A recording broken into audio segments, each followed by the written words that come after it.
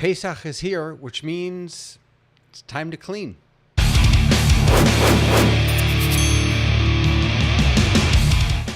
Hey everybody, David Paskin here, your Torah tech guy, sharing some great tech for your great Torah. So as I put this out there, it is Tuesday evening, April 4th, 2023. It is the night before Pesach, and all through the house, people are cleaning their homes, getting rid of all the Chametz, all of that stuff that leavens over time, that builds up, that crowds our lives, that makes us feel less free.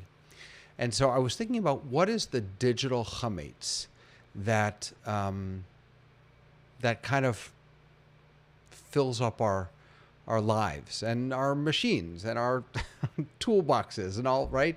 And all the different things that we have been using that maybe we've jettisoned, maybe we aren't using anymore.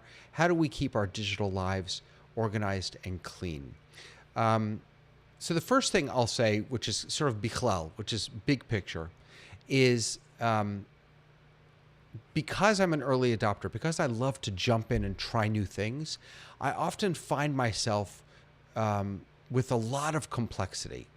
I find myself in my workflow dealing with a lot of complexity, and 9 times out of 10, I'm able to clean out a lot of that complexity. I'll give you a good example. I wanted to find a way to bring chat messages from Zoom as an overlay onto, if I was doing a production, if I was going out to YouTube or something like that, or even just in a Zoom meeting. I wanted to be able to bring those comments up on screen. And I had this, and I've made a couple videos about it, this amazing tool through Isadora, which is another program in Zoom OSC, and just this convoluted but amazing way to bring Zoom chat messages over. And then I found a much easier way, using SocialStream. I did a video about that, socialstream.ninja. And so I was able to clean out some of that chametz, some of that bloated stuff that I didn't really need anymore. And it was super exciting and helpful in the beginning, but was really getting in the way of my productivity. So 9 times out of 10, what I need to get rid of to make my workflow smooth, to make it efficient, to make it effective, is to get rid of some of the complexity that I have entered in. And again, I'm not against complexity, because if you want to try new things, things are going to get messy and dirty and complex, and that's great. But as you go through, once in a while, maybe before Passover, it's good to clean out some of that complexity. Second thing I'll say, find the right tools to keep yourself organized, so that you don't have piles and piles of stuff that's just crowding you out, getting in your way from sharing your best Torah, your best content. So for me, some of those tools are Google Drive. I live in Google Drive. Everything that I own, I think, is in Google Drive. I probably shouldn't say that online, because now someone will hack me. Notion. I put a lot of my things in Notion, which is sort of a note taker on steroids, a really, really fantastic tool. And for social interactions and communication, I use Discord quite a bit, which we've also talked about. So those 3 tools, plus a few others, but those 3 tools for this work really keep things organized, allow me to focus on what's important and not pay attention to that bloated, noisy stuff that can really get in the way. Third and final thing that I'll share with you is how I keep my computer clean and organized. So I was never a big user of iCloud. I am now. Now that I'm fully in the Mac universe, I was for a short time, then I left, and then now I'm back. Now that I'm fully in the Mac universe, I do use a little bit of iCloud just so that I can have files available to me, not in Google Drive form, but readily available, so I don't even have to download them on different computers. But how do I keep my computers clean and organized? So for that, I use something called Clean My Mac. This is a really wonderful app. I have this on both of my computers, actually all of my computers, and I run it every single day. Before I leave my office every day, I run this simple little app. And what it does is it will scan my machine for it'll clean up any cruft that's left over, any files that were maybe temporarily installed that I don't really need anymore. It'll do a quick protection check, and then it'll address any speed issues that I may have, anything that may be slowing down my computer. So you can see right now I've got 2 gigabytes. That's a lot of stuff that I can get rid of, and that's because I'm oftentimes downloading new apps and trying new things, and so that will build up. I find that on different computers, at the end of the day, I'll have a different amount of junk to clean up. I have more. This is my MacBook Pro that you're looking at now. I have more on this than I have on my Mac Studio, but on every Mac this works. And then once it says, yep, this is what we need to do, you click OK, and it's going to go through and it's going to take care of all of that work. It's going to clean up all that stuff. It's going to try and optimize my system. There are a lot of other things that you can do here. You can just click on optimization. This will look at what sort of programs are automatically starting up when you turn your computer on. You can do maintenance.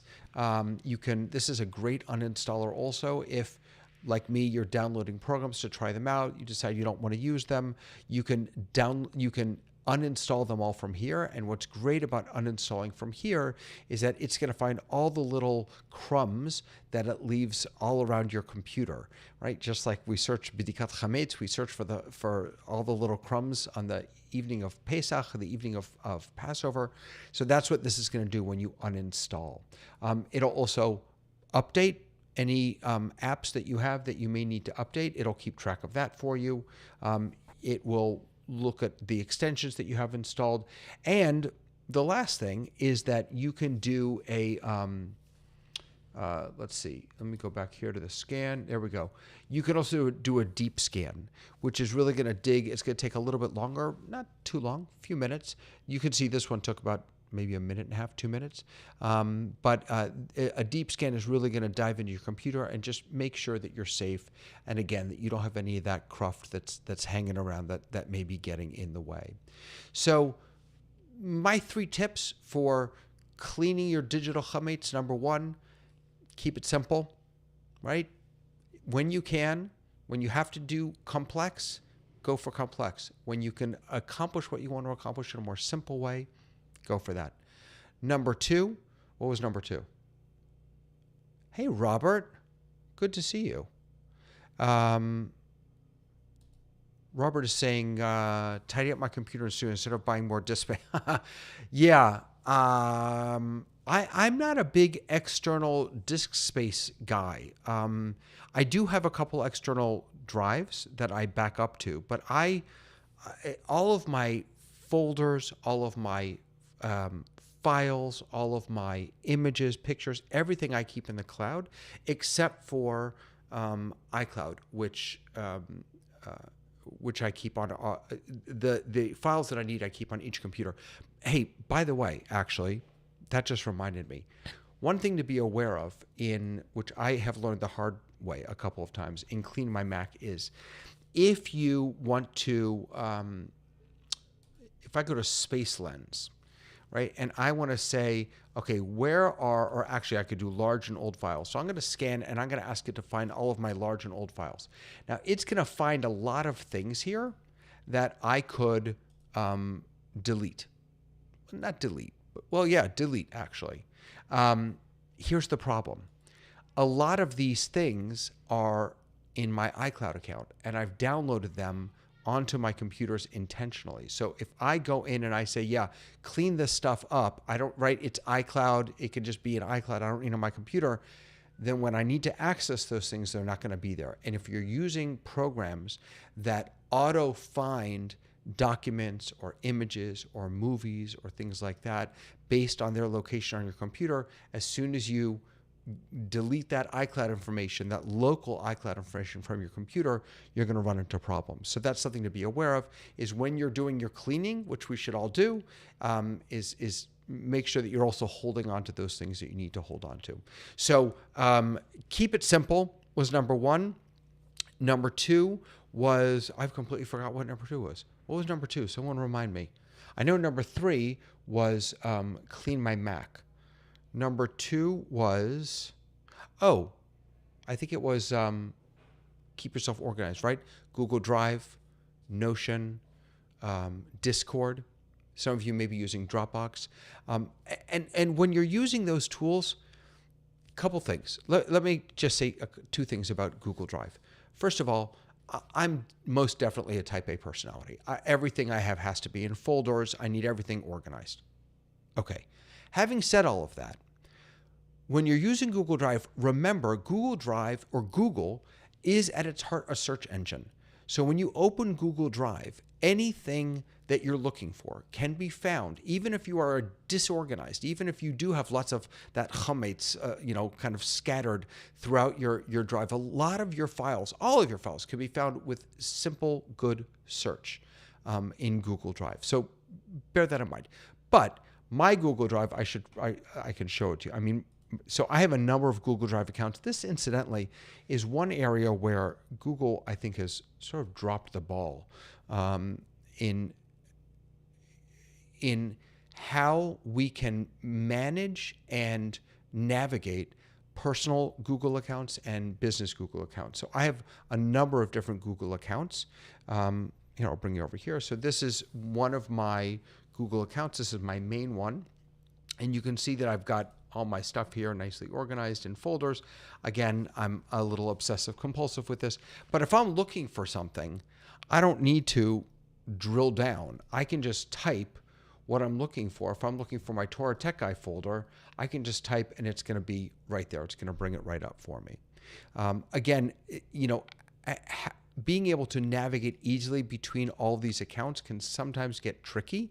And that's something Google really hasn't figured out for us yet, to be honest with you, helping us manage multiple Google accounts. But so keep it simple. Use the right tools. Google Drive for me, Notion for me, Discord for me, Slack sometimes, and then find a tool to help you keep your drive, your computers healthy and clean of all that clutter, so that you can be as effective and as efficient as you need to be. Today's a short one because I got to go home and start cleaning for Passover. So I hope you all have the most amazing Passover or Easter or Ramadan, whatever you're celebrating. I hope it's meaningful. I hope it's beautiful. I hope it's wonderful. And I hope that I get to see you all next time on Torah Tech Tips. Bye, everybody.